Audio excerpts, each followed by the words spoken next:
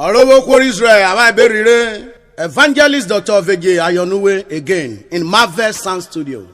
The Lord is in our side. Let's go. Koko ramlene odiane ogene mari furoto akponana. Owo dawero boroye. Evoke gwono re yori kwo fa obira iru okasa nwian. Okasa nwian re efi agbalu yota. Eti oyin. Red label. For kiridi evude tasako ana akoye igaidiera. Ada dan wode bi pasa hai. Ambeko ya jeke we ikwegbe gaga ke ya gowe e na woto. Ekwameva o. Ekwameva. Eketu ewe we agbo. Ekwameva. Ekwamenava o. Eketu ewe we o inde. Wa gudi osiare ko etare. Ekwameva. Ogudira ena ko etutanana. Ekwameva. Dorine. Eketu ewe agbo. Erwero kururu Minando International. Je tapele na sino wherever you kwa gbe wo nyowe na.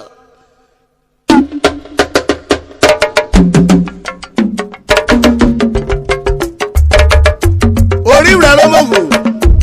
Yoye. We not tane kwa wevo. Dawo ma waje do. Ye kwa meva o. Ekwameva, eketu ewe wa o.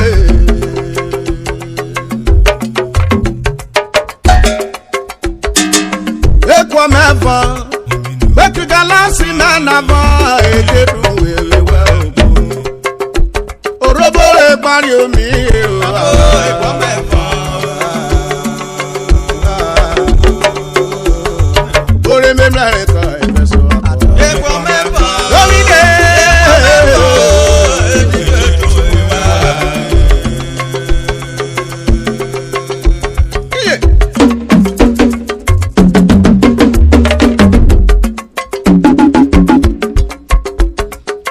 Abruyoma.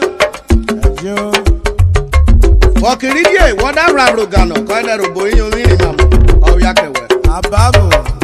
Wode le furabe Exodus 9:7. Otaro. Obore bia efureti. Rock never will build with Pharaoh gagboporoko osi obone ma Israel na esere. Omrere So gira ye jedewu obi Pharaoh. Ko e bia ko sha nana. Tell your wife. Okaro roro kugeri borefa. Ano ina take oye. Na eje chafa. I baba. Karo vie mo wena. O mekana osenebo.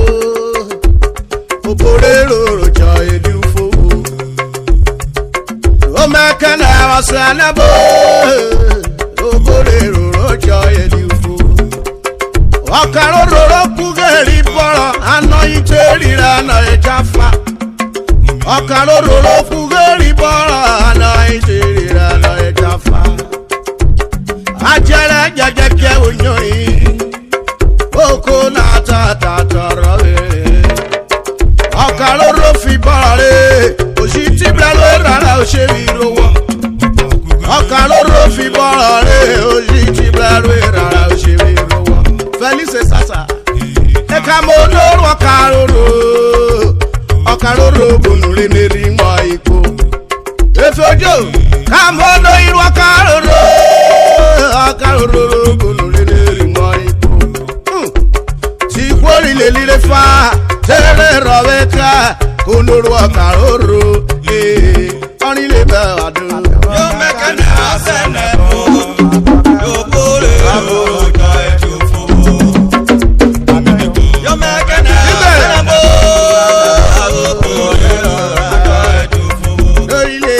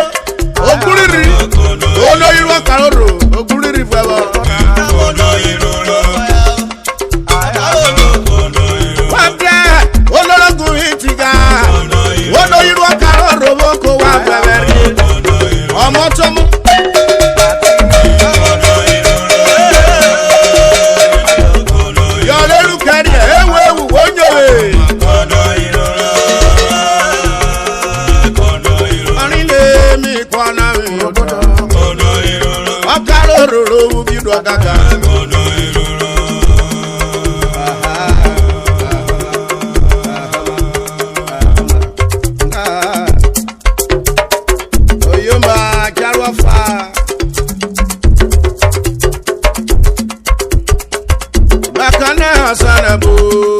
Obore roro joy dufu. Omakana wasanabo. Obore roro joy dufu.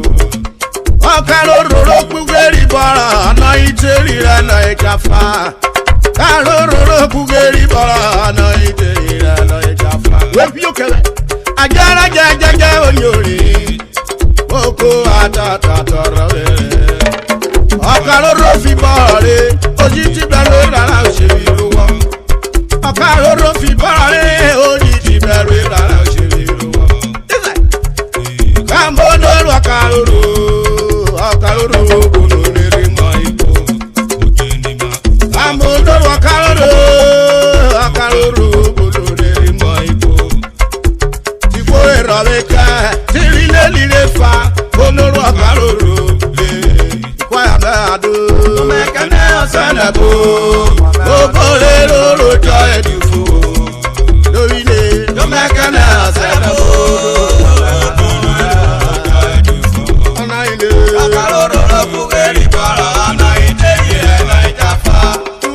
Àkàrò roro kúkẹ́rì bọ̀rọ̀ ọ̀nà ìdẹ́yẹ ẹ̀nà ìjàfà.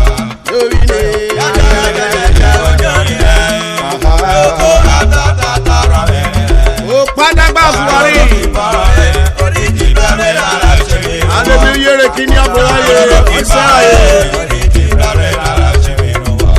Adórílé. Mr. Sunday Shipping of Canada. Olórogún Felix. Akpọ́nà of America.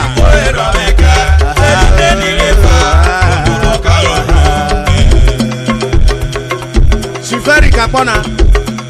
Chief Ikpera Idiodemise. Mr. William Ishipi of America. Okpadagba ni mi yero wawa Olótúròdè. Adi mi yero wawa Augustine Umururu. Wejan Wafa. Wakijo Biro.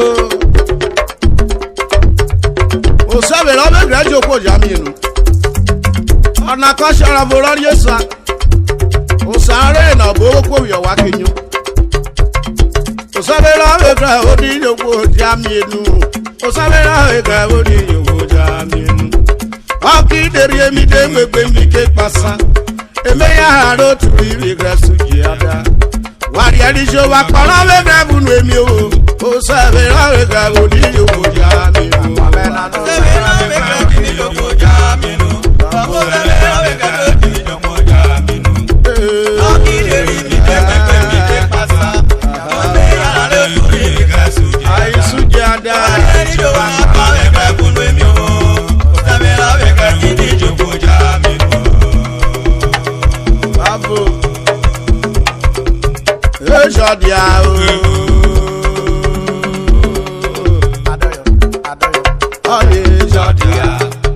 Osabe mebi jewe ode jijaye Jọjà. Sabe meje were ode Jọjà. Jọjà. Jọjà.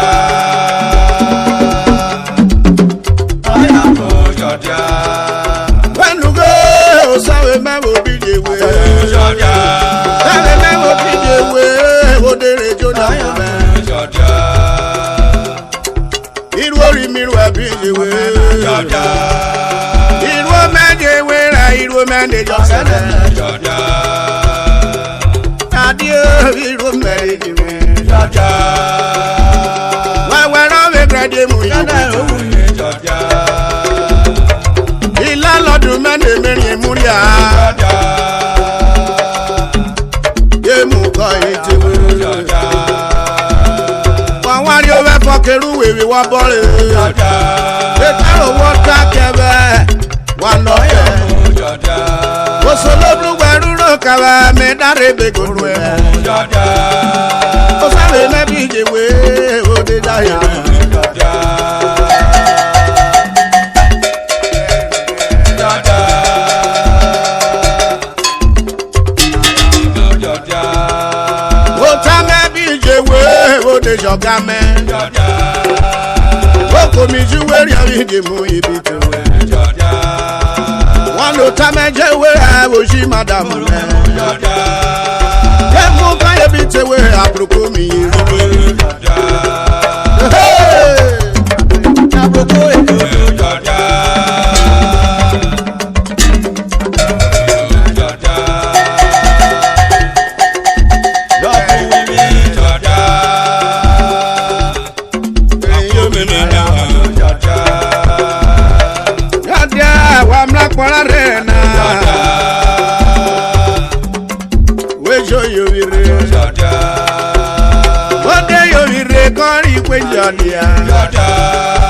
mo sabe na me grajo ko dadere mi me fon na mare ofa ani ne ya uno bo pa we gbe bi oloma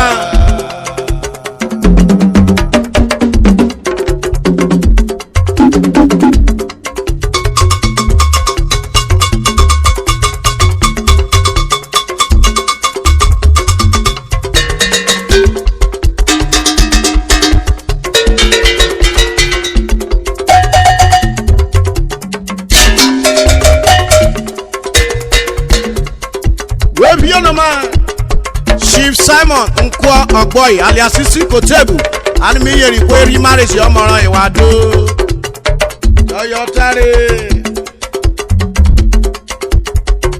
O sabera we grabo dijoku ojamienu sabera we grabo dijoku ojamienu Akiri eri mi de gbegbe mi ke pasan beyan aro turi mi gasuji ada Wani eri jo wa poro we grabo nu emi o O sabera we grabo dijoku ojamienu Apameva sabera we grabo dijoku ojamienu O sabera we grabo dijoku ojamienu Akiri eri mi de gbegbe mi ke pasan beyan aro turi mi gasuji ada Ayusuje ada eri jo wa poro we grabo nu emi o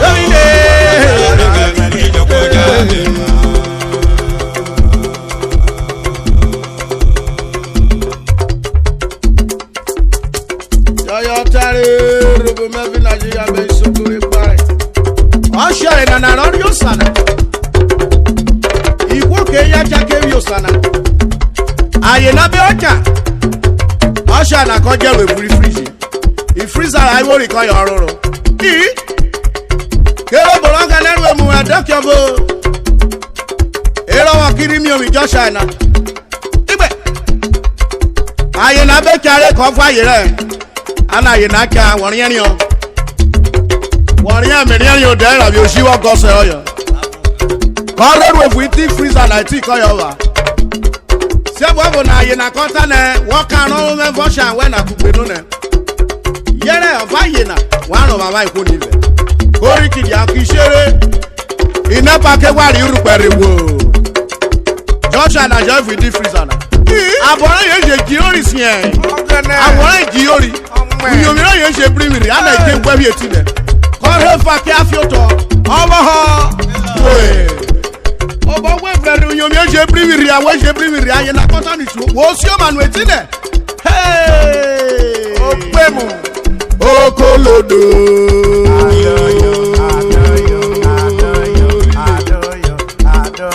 Okolodo. Orungbe mu joworungbe mu na esire. Okolodo. Mu bejo orungbe mu na ese Okolodo wa yoro si oteri ka karu de na ke wi chorus na ogbo ebi akosha da ko ye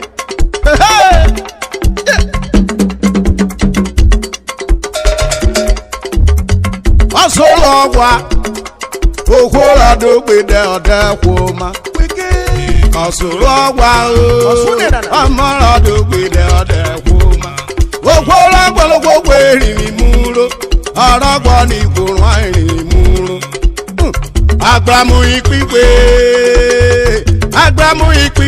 ona na rowo kore wari le be adu Asoro ogwa Okolodo gbede Misha kokoko oyo ke wa Doctor in charge Other doctor. Yagbamu ipipe na na ro. Yellow money. Oh yeah, Korise. yeruwe ni ọbụbẹ masoro ọkọ gwa okporo ọdụ gbede ọdẹkwuma ọsoro ọgwa ọmọrọ ọdụ gbede ọdẹkwuma ọrọgbọ ní gbogbo èrì múlò ọrọgbọ ní gbòòrò àìrì múlò oche agramu ikpikpe lọnà nàrówó kọrẹ ọrí lè mẹwàá tó lọ sọ̀rọ̀ ọmọrọ ọdụ gbede ọdẹkwuma masoro ọgwa okporo ọdụ gbede ọdẹkwuma ọrọgbọ ní gbogbo èrì múlò ọrọgbọ ní gbòòrò àìrì múlò. Honorable Andrew Sodu, Okolodo, Okolodo, Agwani wokori ogana munu sowe. Okolodo, Otana ifigo ogana munu sayo. Okolodo, Okolodo. Okolodo, Okolodo, Okolodo. Okolodo. Ashare na radio sana difference akan yoro. Okolodo. Why am I here? Okolodo. Okolodo, Okolodo. Okolodo. Okolodo, Okolodo, Ashare. Okolodo. Ashare yo sanu mana ye kapwa. Okolodo. Ema wadere wano waposa. Okolodo. Iyeri wadere wano waposa. Okolodo. Otoro wadere wano waposa. Okolodo. Bayamo Okolodo. Irosu wadere wano waposa. Okolodo. Okolodo. Ware di gari yosa wano waposa. Okolodo. Osaruwe mekoku okore wano waposa. Okolodo. Okolodo. Wari nuge agbara kwakoro re. Okolodo. Okolodo na agbara kwakoro. Okolodo. Waswata menu waro ma me lopa muye. Okolodo. Wavo mi owe mu me waro ma ji mejo ja. Okolodo. Okolodo. Okolodo. Okolodo. Rugbe mu gbeju rugbe mu na ese. Okolodo. Amo. Okolodo.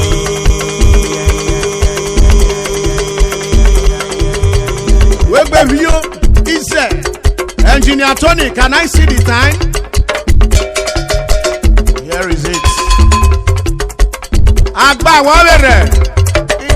Thank you. Bravo.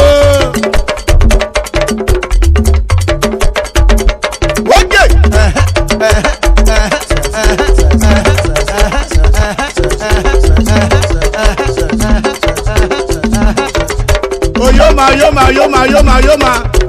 Oyoma. Two-way drum. Can I hear your message? Subscribe to our YouTube channel. Thank you. It's very compro. Three-way drum. Send your message out. Okay. You are meander. What's all wrong? Okolodo gbede ọdẹkwuma. Ọsùrọ̀gbà Okolodo gbede ọdẹkwuma. Ọlọ́gbà ní gbogbo ìmúlò. Ọlọ́gbà ní gbòòrò ìmúlò. Agramu ikpikpe ọ̀nà nàrówó kọrin. Wéṣe fún ọ̀nà nà. Ọsùrọ̀gbà Okolodo gbede ọdẹkwuma. Lórílẹ̀. Ọsùrọ̀gbà ewu ayájú. Ọlọ́gbọ́n ní gbogbo ìmúlò. Ọlọ́gbọ́n ní gbogbo ìmúlò. Agramu ikpikpe. Ẹ̀sìn ni àwọ̀kẹ́. Agramu ikpikpe.